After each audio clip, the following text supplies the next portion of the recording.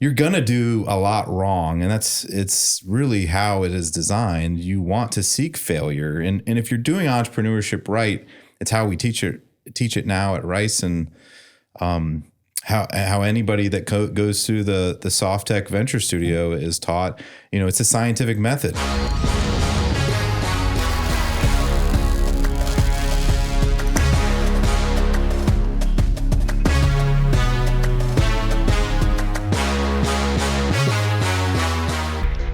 Welcome to another episode of Forging the Future, and I'm here today with Craig Ceccanti.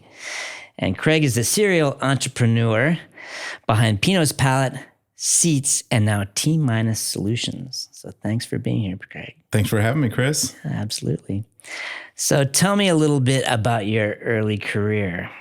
How did you get started in software development, and maybe why? Oh, buddy. I mean, every nerd's got their story, like when they fell in love with their computer. I go way back to almost 7th grade. A buddy of mine that I thought was so cool because he rode skateboards.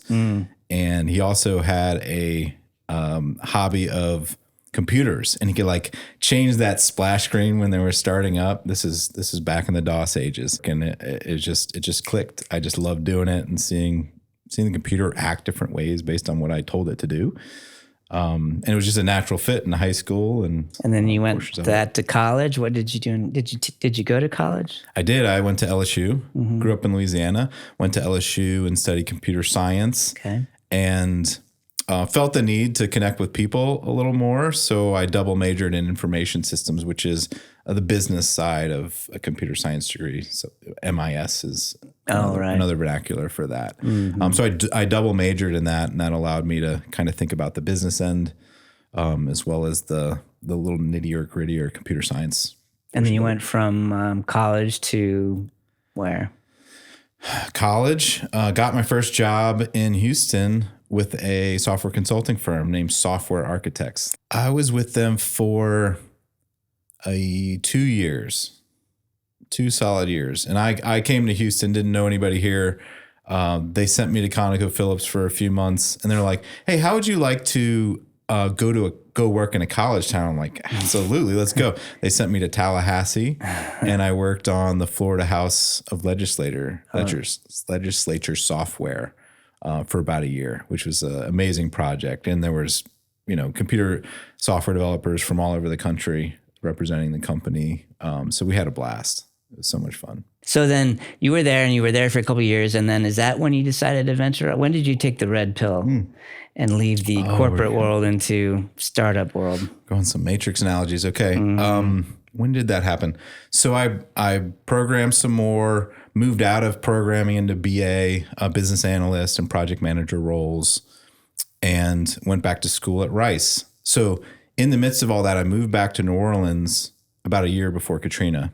Katrina happened. Perfect timing. Then I moved back to Houston. My whole family kind of spread out from there. But I moved back to Houston, and I'm like, hey, now's a good enough time as any to do the MBA thing. Went back to Rice. It was shortly after Rice, I did some strategy consulting for a little bit in the innovation and medical sector that I took the plunge. Okay. And was that Pinot's Palate, or was that a different business? That was Pinot's Palate. Okay. And you grew that from a little startup to a national franchise. Yes. Wild ride. It seems like a blur. That was a huge challenge. I mean, how did you do that? Oh, man, I wish I had done it a lot different, a lot of scar tissue. There's not a lot of people that know how to franchise and scale quickly. It's especially in the Houston market. I know a lot of them now, but it really just started as an MVP concept of my mom brought my brother and I to a painting class over the holidays. We didn't want to go, so we brought beer and like, we're going to show her, we're going to get drunk here. And we did, and we had fun. I moved to Houston after Katrina and thought it'd be such a great girls' night out. My roommate, Charles's future wife, said, this is a girls' night out, not a date night thing. And then we got it started in 2009. In Montrose, so little 1,000 square foot place, and really was empty for 3 or 4 months. We used to sit in class pretending like we were customers, so it didn't seem so weird when 2 or 3 people actually signed up. And it wasn't till we just got lucky in a few PR stories that it took off, and then we started just getting phone calls for, I want to franchise this in Katy. So we ran down that rabbit hole of how do you franchise? We're 13 years in now. And how many stores or franchisees? Yeah, so we grew pre-pandemic. When we were hit pretty hard at pre-pandemic, we were the largest wine bar chain in the country. So we were at 132 right before the pandemic. We're a very solid 85 at this point. So, and we're growing. We're back growing quickly without trying, because people are out looking for some relief, getting out, spend some money, spend some time out of their house, have some fun. And I think, like a lot of retail, the strong survive. So the ones that were able to make it through, there's a lot of market share to be grabbed. Any key advice maybe you would, after learning how to franchise, how would someone learn to do it better now? Yeah, things I would do differently. Skip some of the franchise consultants. Go sign up for the IFA, International Franchise Association. There's a conference every year. Every other year is in Vegas, and then they have it in an alternate location. All the consultants you need are the other CEOs of franchises. They're very happy to help, and they're all solving the same problem. How do I onboard franchisees? How do I sign leases, control build out and brand?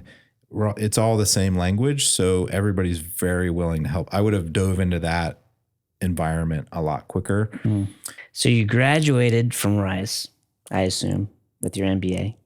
Go Owls, yep. And then you went back there and taught as well. Tell me a little bit about how that happened. Yeah, I think once...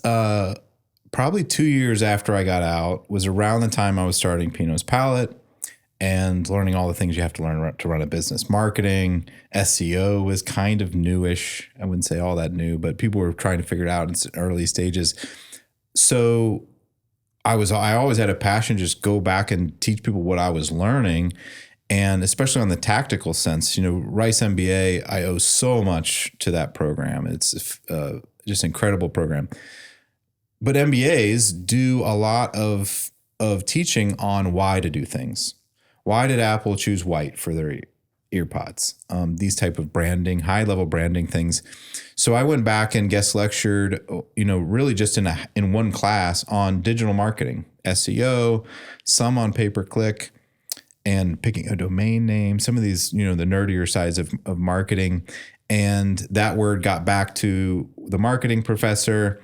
And the marketing person come out and speak to my class.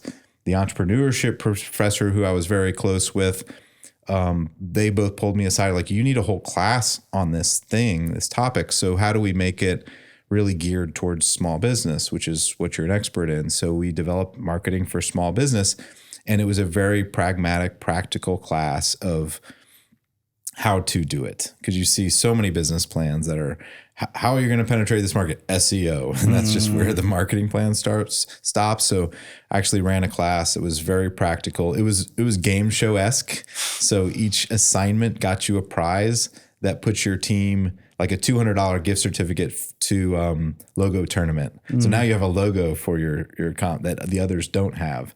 So I had a lot of fun with it and had and some incredible guest speakers. So in the middle though of trying to get your business and your franchise off the ground, you're like, here's an idea. Why don't I start teaching at Rice University?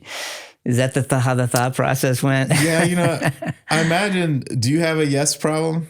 Do you say yes to too many things? I think, the challenge for most entrepreneurs is learning to say no. Yes. Right? So those were I still have the yes problem. Okay. For sure, Alexis, my wife will agree with that. I'm getting better at it. That explains why you're here today, actually. Yes. Yes. So as a serial entrepreneur, you've had many successes. That's obvious. But tell me a little bit about some failures you have. So I'm sure you've had some. Yeah.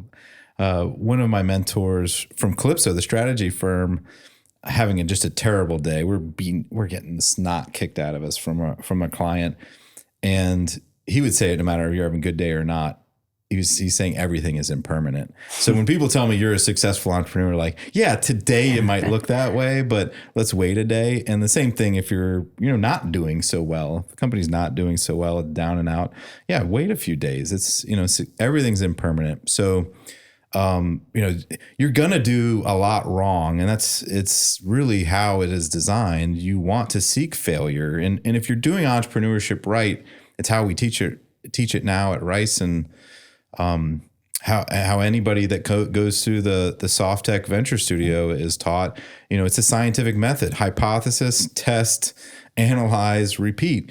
And if you're not doing that in rapid succession, then you're taking too long to get your product out to the market. So yeah, we failed at, early on doing too much stuff. You do something good, people ask, well, can you paint? Can you do pumpkin carving classes?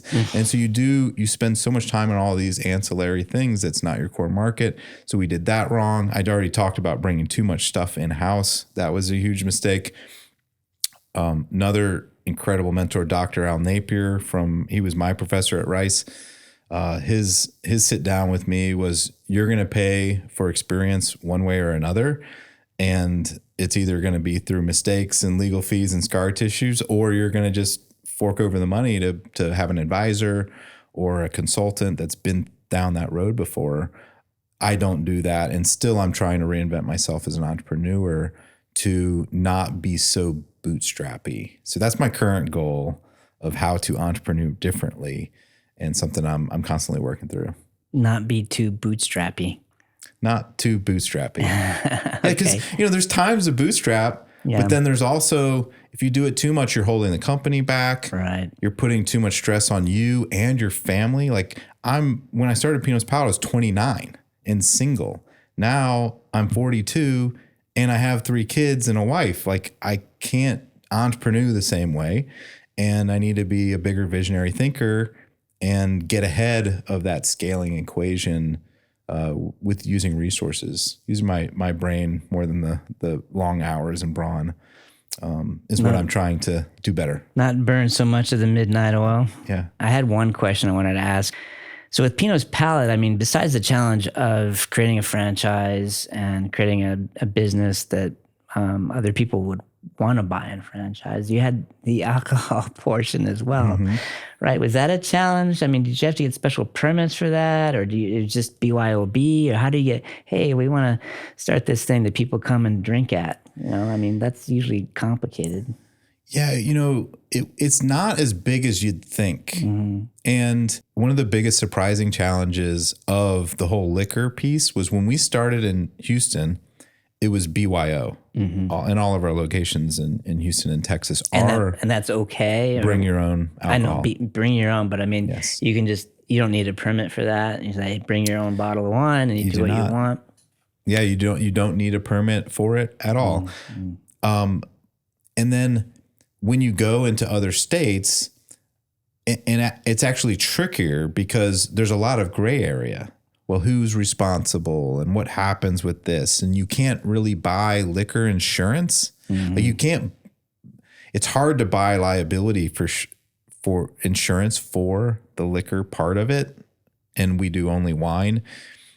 But in other states where it's really set out, like Oklahoma was our first state to go into that BYO laws didn't exist. Well, there's a whole industry for it. There's liquor license specialists, and there's insurance, and there's distributors. So it's actually a little easier than you think, because there's industry professionals that help you get a wine bar set up. All right, they're happy to do it.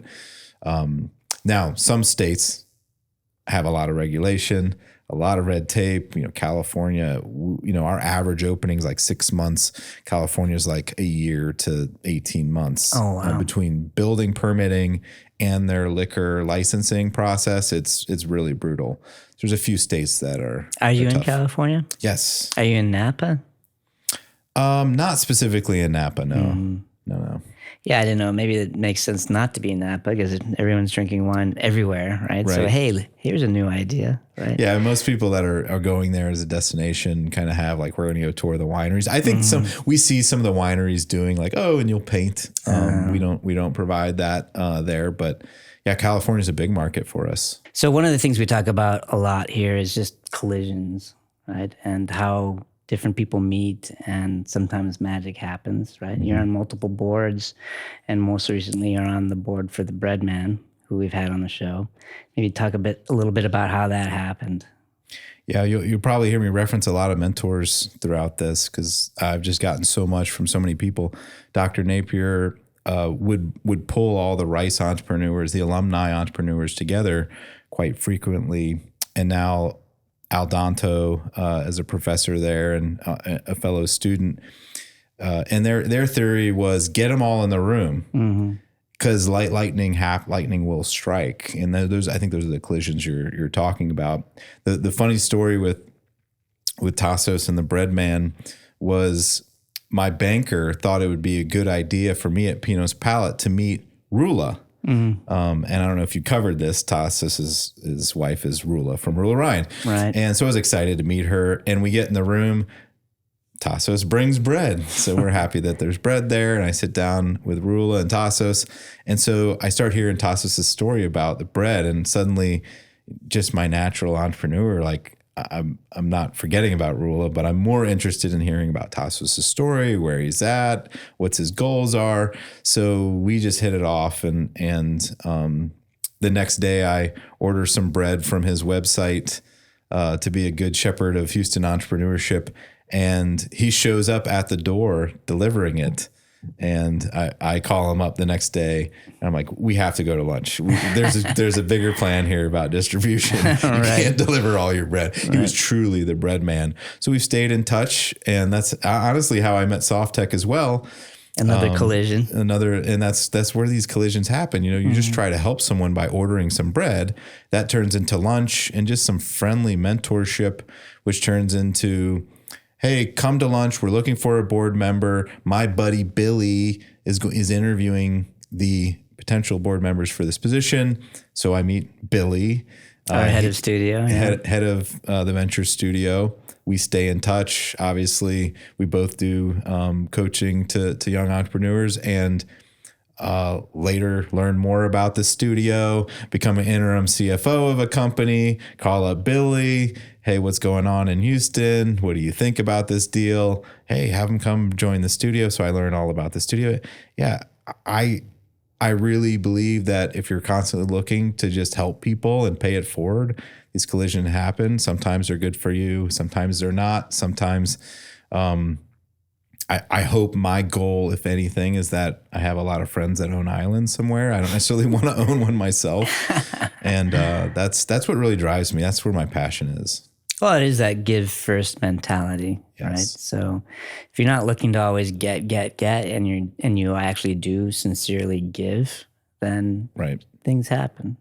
I think, like what's some advice for entrepreneurs? Like start there. And even in your sales process, go and say, how can I help you? What are your problems versus I have this, you should buy it. If you approach all of life like that, like things are gonna happen and move in all kinds of directions. And that's fun. And now you've come full circle from, well, first of all, being an employee at a business, starting a business, franchising a business, and now you're an investor, right? So yes. how or why did you choose that path, here in Houston? There's no huge strategy for me. I think it's exciting. It gets my blood going. Thinking about helping investors beyond just advice, especially at those critical periods in early stage. I like to really sink my teeth into projects. So it makes sense that where I put my time, which is one of my most valuable resources that I put my money in it too, it definitely maximizes my return in that regard. So I like to help in that way. I've found that, just investing in deals that come across my plate is not a very smart venture strategy. Is why I became an LP in the venture studio, because it's, hey, look, just investing in the friends and mentors that come in front of you is not smart. You need to look at much more deals, even spreading out those investments. And and I highly encourage angel investors to do what they do, because they run the startup world. but you need to have time to go with that money. If you're writing angel checks, there's going to be some expectations to pick up the phone. And another great reason I chose to invest in the studio, because I know that you and your team are going to be the ones answering that phone, because I just don't have that much time to spread. At some point, you can serve on 2 boards and maybe 3 advisors, but you're starting to become limited, and you won't service any of them real well. Did you do a lot of angel investing prior to being an LP in the venture fund? I did. And I'd say selectively, like, not 100 companies, but maybe 5, really selective in the stuff that just came in front of me. There was no real, I'm going to go look at 100 companies and invest in 2 type of things. I'm a people person. So most of the time I'm betting on the jockey. Right. I want to understand the industry and make sure I can have an impact, but I really want to know the person that's involved. Mm-hmm. Yeah, I mean, there are different investing strategies. I think you're right in that part of the key, whether it's angel investing or otherwise, is not just picking a few and not just saying you still need to do some due diligence, because the stats are the more successful investors do more of the due diligence. Okay. It doesn't have to be a tremendous amount of time, but if you're only spending 1 to 5 hours, then you're going to have a certain return. You're going to do 5 to 40 hours, you're going to have X return. You're doing 40 plus hours, you have an even better return, obviously, right? But then the other interesting statistic is that the size of the portfolio seems to matter as well. So they're saying 150 companies or more, and preferably, even 300. And they've run all the data on this study where your odds and your increase in your return, not just the odds, but your returns do increase with the more startups you invest in. And without that, you're taking a lot more risk earlier on, right? But some people do have the strategy of, they look at 1,000 companies and invest in 0 or 1 or something like this. But I think we're on the right track with the venture fund, because there's going to be 120 plus companies in that fund that go through the studio. And growing. Yeah. Right. Yeah, we've put 53 so far. Right. So, so far, so good. The other thing is it's what I know. My whole family, my brother, amazing real estate. I mean, he moved to Denver after Katrina, and has just been so successful real estate. And I feel pressure from him and my parents too. They have rentals and they do all these things. So your whole family's entrepreneurial? Well, yeah. My mom ran a business out of her garage. So I grew up with her printing bulk mailing labels that she did bulk mailing when that was an advertising medium. Interesting. Not as much anymore. She ran that out of her garage. So yeah, mailing machines, like we'd get paid a penny to stick the little sticker on. This is before you printed right on the piece. And I was always encouraged to get into real estate, but I stink at it and I don't love it. It's not what I know.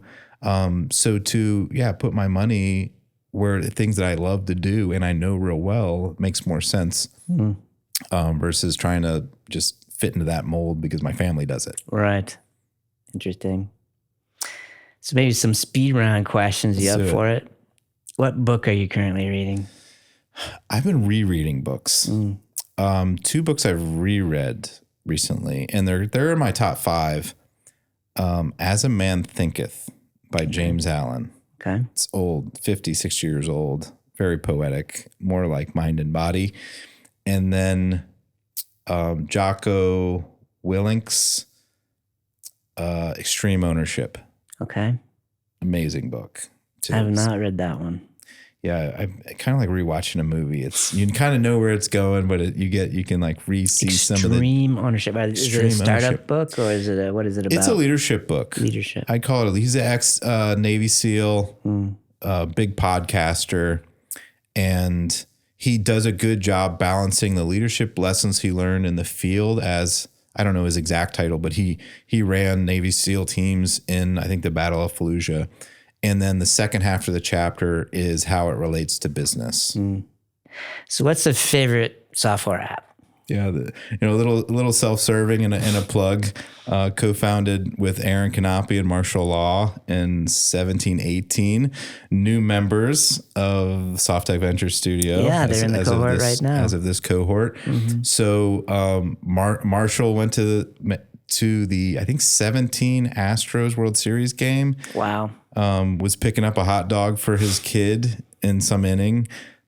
I don't know all the players. Someone hit a home run and literally over his seat. He could see it on the monitor in the line. So they came to me to help build the MVP. So that never happens again. Right? Nobody can ever miss a home run in the World Series again. So yeah, we built this, and I'd say one of the coolest apps that are out there is to not miss that. More importantly, we've pivoted just over the last 6 to 9 months into healthcare, which is near to dear to my heart. My wife's a nurse, an ER nurse. How valuable is it to not have to wait in line in a 12-hour night shift?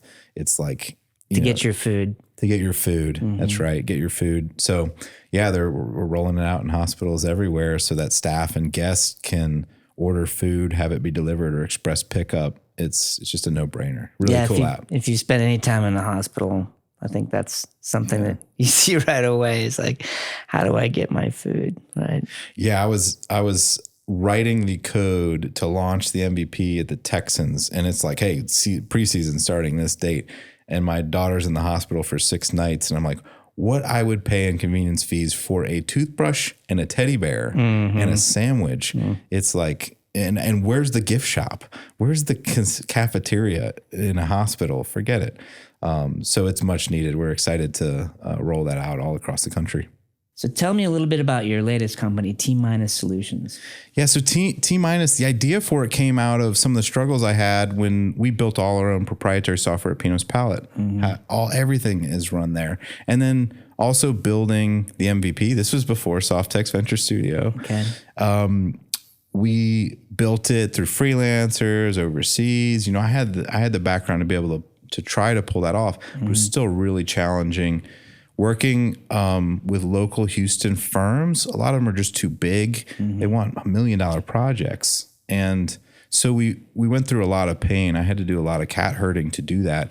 And as many people did in 2020, I tried to sit back and say, what do I love to do? And I came up with, I love solving business problems with technology. I love working with founders and mentoring them down their path. And T- seemed like the perfect solution to get to do both of those. So we focus on building custom software for startups and mid-sized growth companies. Oh, really? Founder-led. We have one rule, which is good projects with good people.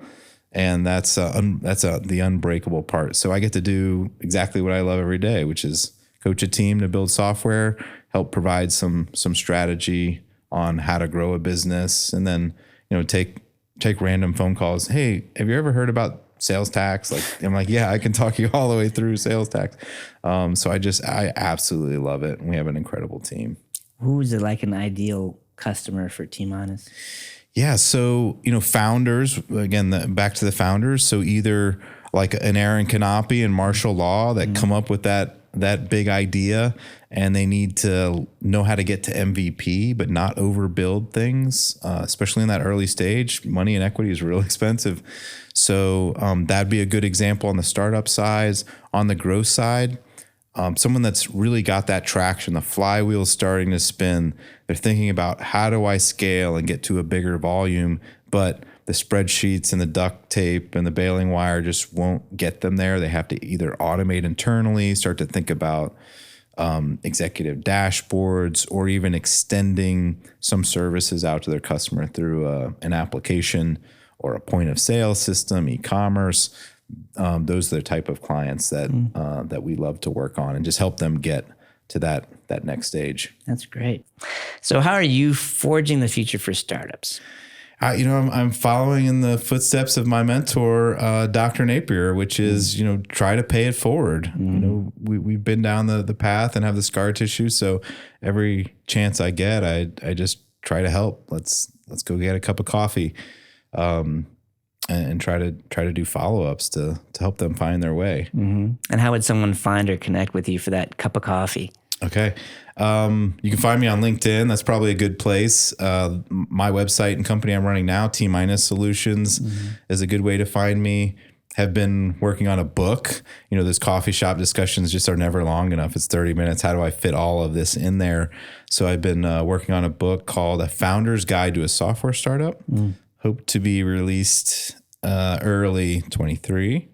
And that is available. You can sign up to get a notice when that's being released on craigseccanti.com. Okay. I want a signed copy, of course. So. Well, you're gonna you're going to be part of editing. Okay, great. I'm gonna send you a forwarded copy. I'm gonna want some feedback on it. Then you'll get the sign. All right, great. You make me work for it, but I'd be happy to read it. I'm looking forward to it. Absolutely. Well, one of the things we like to do on the show, you see, I wore my wine socks today for you, Craig, just for you. So, I love that. And red so wine. We've got you a pair of socks. You probably have, I don't know, how many pairs of wine socks do you have? I don't have any. Really? Well, there you go. Now I got some. Started. Thanks for being on the show. Look at that. Yeah, look at that. And it's cheese, by the way, wine and cheese. Do you have cheese at Pinot's Palate or not? Yes. Sometimes? Yeah, some do. Right. Okay. A lot do. Thank you so much. Sure, no problem.